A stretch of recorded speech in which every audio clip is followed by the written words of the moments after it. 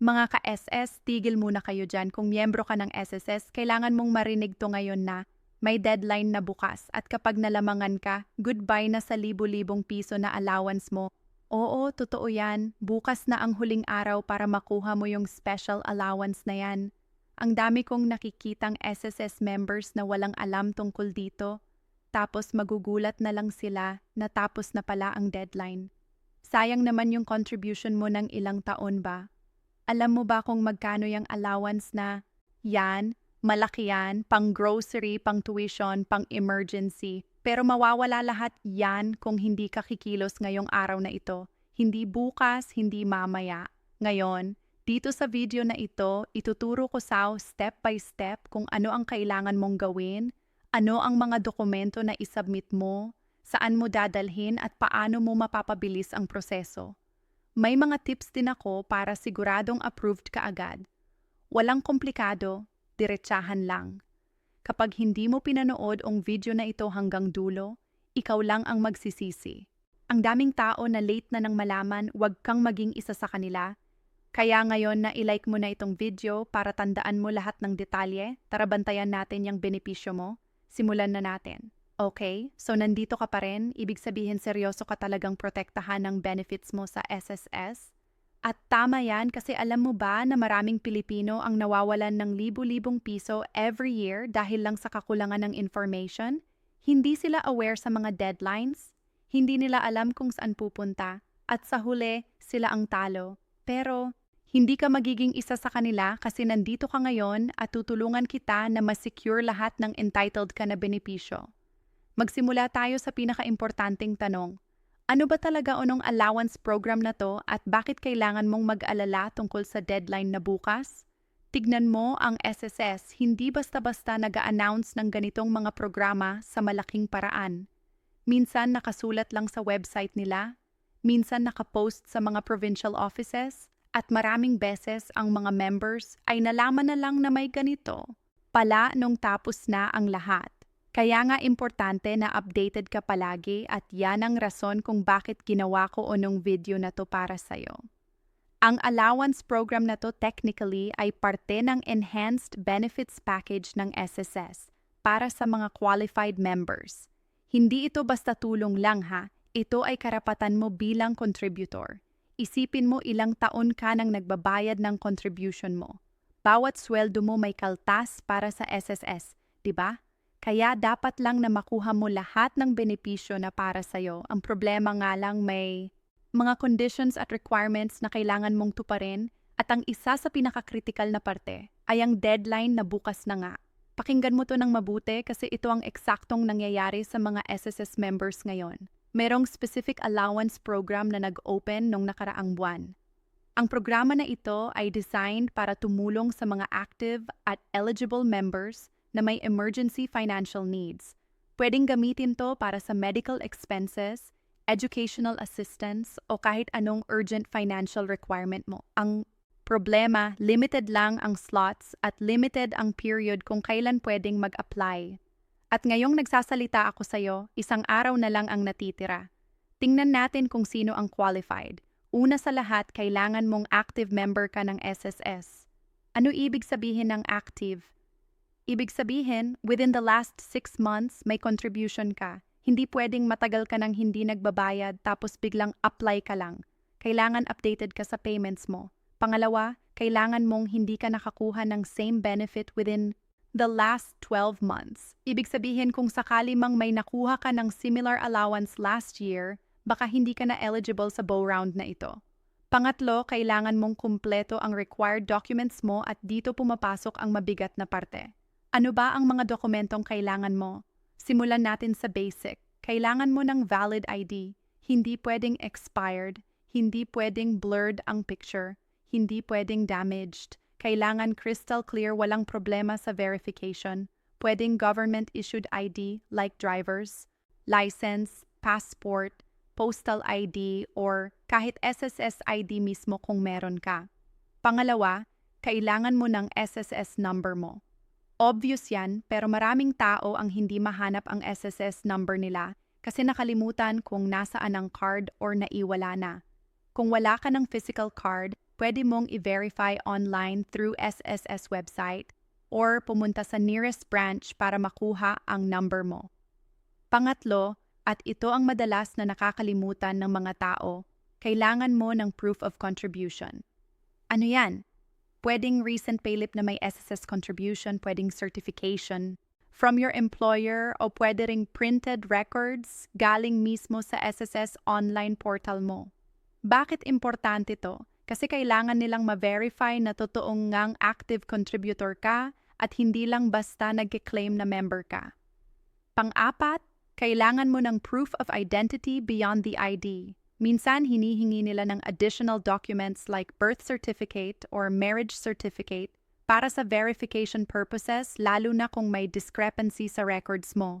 Ngayon, meron ding supporting documents na kailangan depende sa purpose ng allowance mo. Halimbawa, kung para sa medical purposes, kailangan mong mag-attach ng medical certificate or hospital bills. Kung para sa educational assistance, kailangan mong mag-provide ng enrollment proof or tuition fee statement. Ang point dito, hindi pwedeng basta mag-apply ka lang ng walang supporting evidence. Kailangan documented lahat para approved ka agad. Saan mo ba isusubmit lahat ng to? May 3 options ka actually.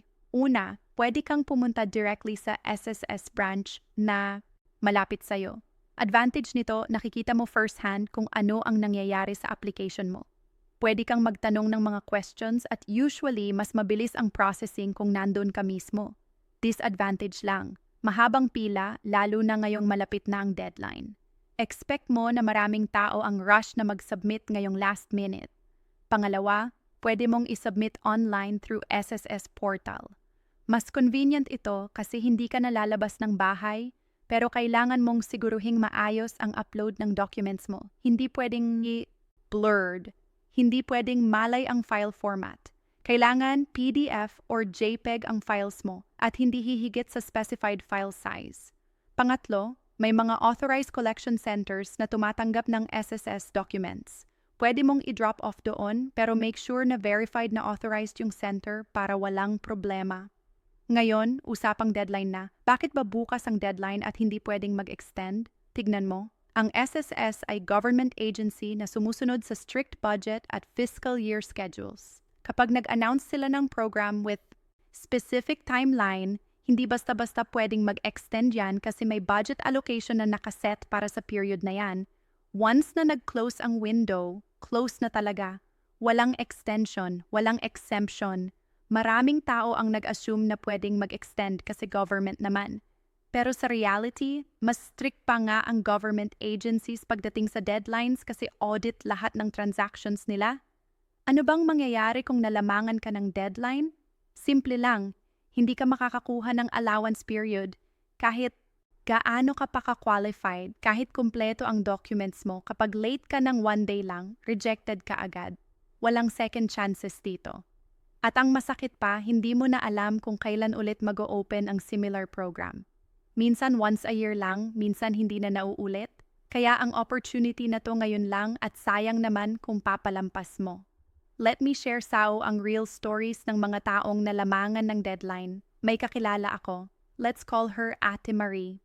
SSS member siya for 15 years. Consistent ang contribution niya kasi regular employee siya. Noong nakaraang taon, may nag-open na similar program. Narinig niya about it from her office mate pero nag-assume siya na may time pa naman. Nag-procrastinate siya. Sinabi niya sa sarili niya na bukas na lang. Tapos nung dumating ang actual deadline day, saka lang siya nag-prepare ng documents. Pagdating niya sa SSS branch, 4 p.m. na. Ang cut-off time 3 p.m. Hindi siya tinanggap. Nag-beg siya, nag-explain, pero rules are rules. Nawala sa kanya ang almost 10,000 na allowance. Imagine mo yon. 10,000 na pwede niyang nagamit para sa family niya na wala lang dahil sa 1 hour late siya. May isa pa si Kuya Ben, self-employed. Voluntary contributor siya sa SSS. Nalaman niya about the allowance program pero hindi niya sineseryoso kasi akala niya para lang sa employed members. Nung sinabi sa kanya na qualified din siya last week na ng deadline, nag-rush siya mag-prepare ng documents pero kulang pa rin. Wala siyang proof of contribution na updated kasi hindi siya nag-renew ng payments niya for the last 2 months. Result? Rejected. Hindi lang nawalan ng allowance na dismaya pa siya sa sarili niya kasi alam niyang kasalanan niya. Ang mga stories na yan, hindi isolated cases. Libo-libo ang Pilipino every year na ganito ang nangyayari. At ang sad part, preventable lahat yan. Kung informed lang sila, kung nag-prepare lang sila ahead of time, kung hindi sila nag-procrastinate, makukuha nila lahat ng benefits na para sa kanila. Kaya ngayon, tutulungan kita na hindi ka magiging katulad nila. Step by step, saan mo ako? Ngayong araw na ito, after mong panoorin ang video, first thing na gagawin mo, check mo lahat ng requirements. Hanapin mo ang valid ID mo. Make sure na hindi expired. Hanapin mo ang SSS number mo. Kung wala ka ng card, ilogin mo ang SSS account mo online, tumawag ka sa SSS hotline para makuha ang number. Next, prepare mo ang proof of contribution mo. Kung employed ka, humingi ka ng payslip from your HR o kaya i-print mo ang records mo from SSS online portal. Kung self-employed ka, make sure na updated ka sa voluntary contributions mo at may proof ka nito.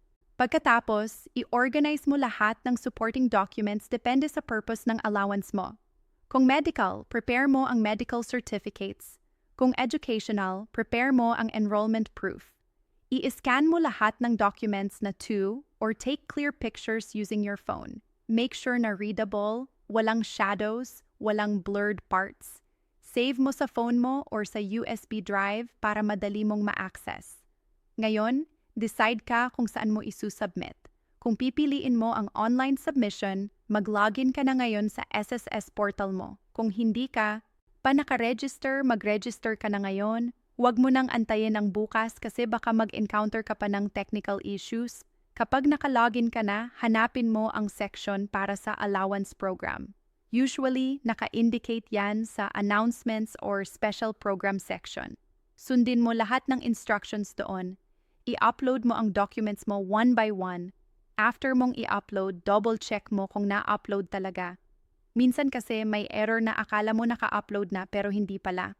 Kung pipiliin mo naman na pumunta sa SS branch, mag-prepare ka ng physical copies ng lahat ng documents. I-print mo lahat, dalhin mo sa envelope para organized.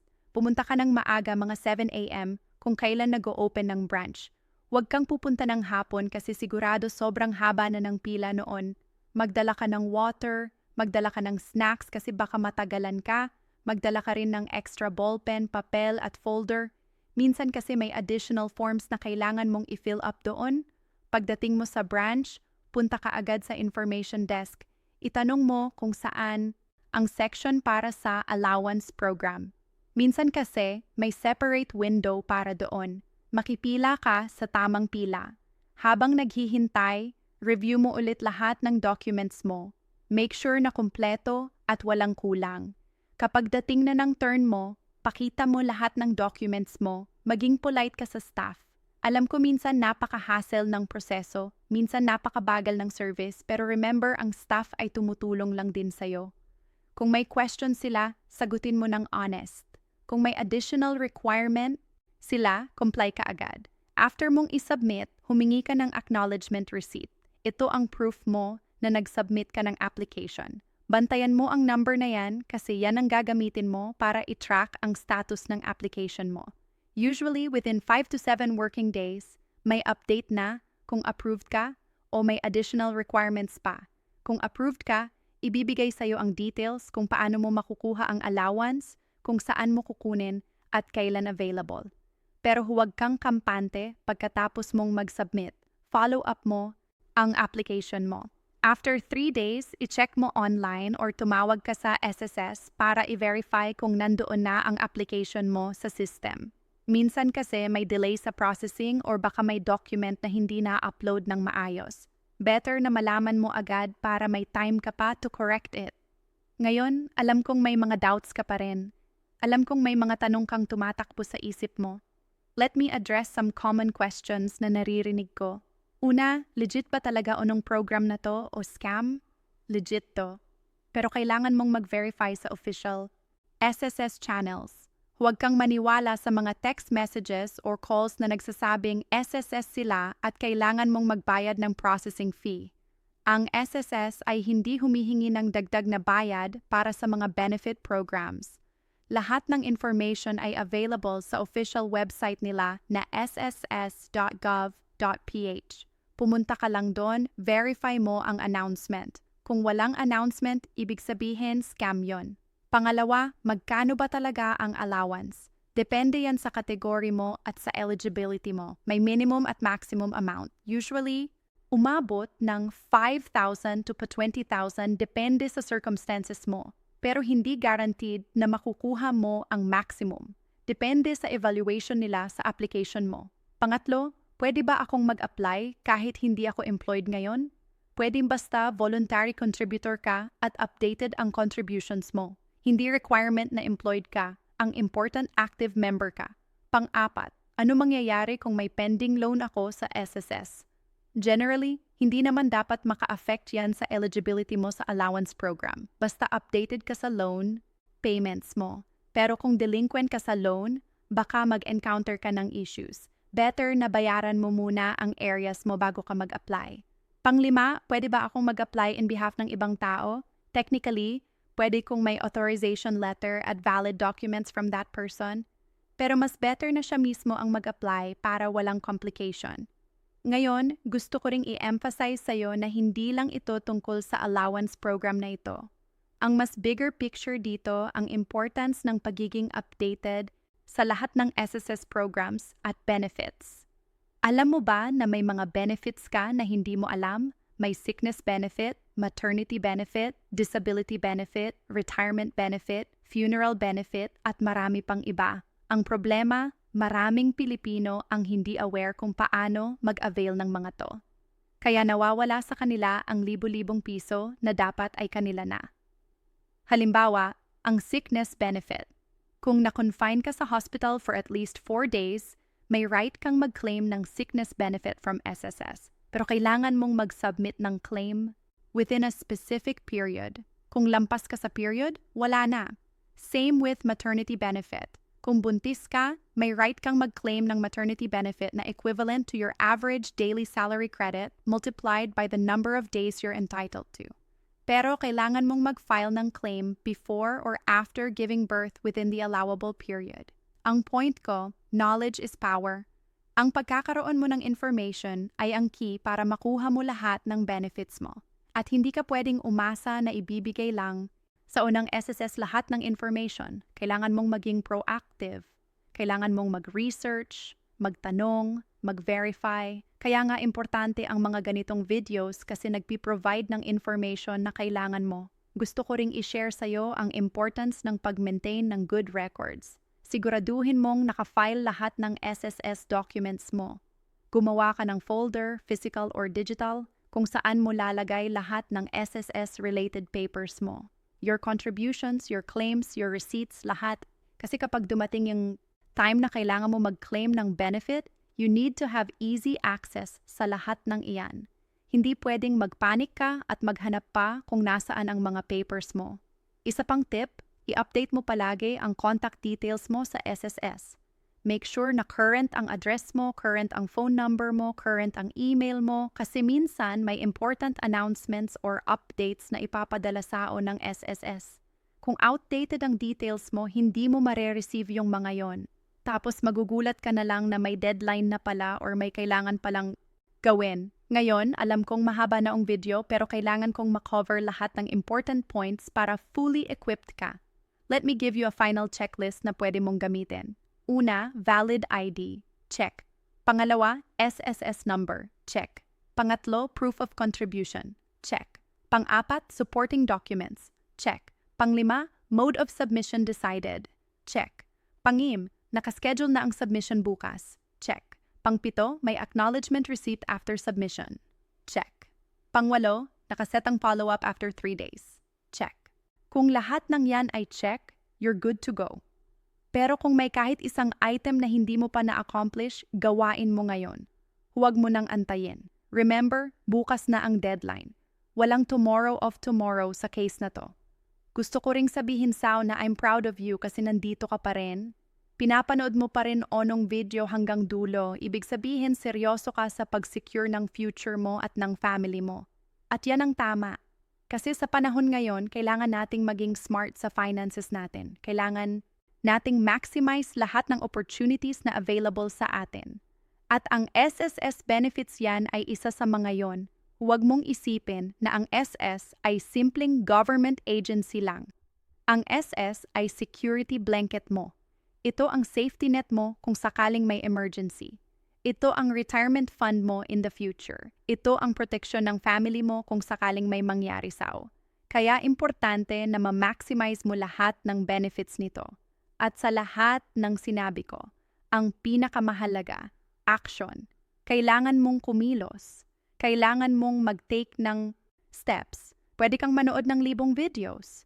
Pwede kang magbasa ng libong articles. Pero kung hindi ka kikilos, wala ring mangyayari. Kaya after nito, ngayon na, gawin mo na lahat ng kailangan mong gawin. Huwag mag-procrastinate. Huwag mag-assume na may bukas pa. Bukas na ang deadline. Ito na ang last chance mo. At tandaan mo, nandito lang ako para tulungan ka. Kung may questions ka, comment ka lang sa baba. Kung may concerns ka, message mo ako. Tutulungan kita as much as I can kasi yan ang goal ko dito na matulungan ang kapwa ko Pilipino na ma-maximize ang benefits nila. Kasi deserve natin to.